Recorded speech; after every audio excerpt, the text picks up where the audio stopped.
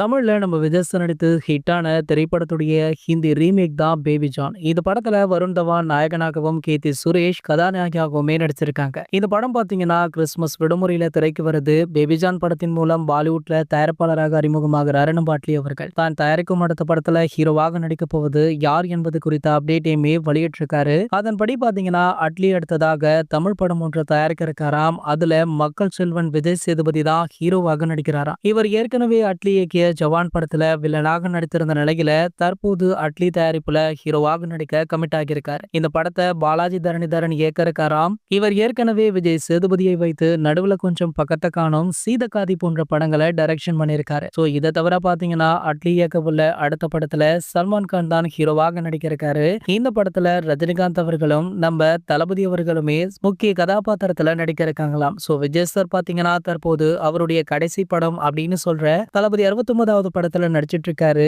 இதற்கிடையில தான் இந்த சல்மான் கான் படத்திலுமே தளபதி விஜய் அவர்கள் நடிக்க இருக்காரா. இந்த தகவல் பாத்தீங்கன்னா தளபதி ரசிகர்களுக்கு ஒரு மிகப்பெரிய உற்சாகத்தையும் சந்தோஷத்தையுமே கொடுத்திருக்கு. இது போன்ற தளபதியை பற்றி வெளியாகிற அனைத்து செய்திகளுமே நீங்கள் உடனே தெரிஞ்சுக்க நம்மளுடைய தளபதி 360 அப்படின்ற நம்ம சேனலை சப்ஸ்கிரைப் பண்ணிக்கோங்க.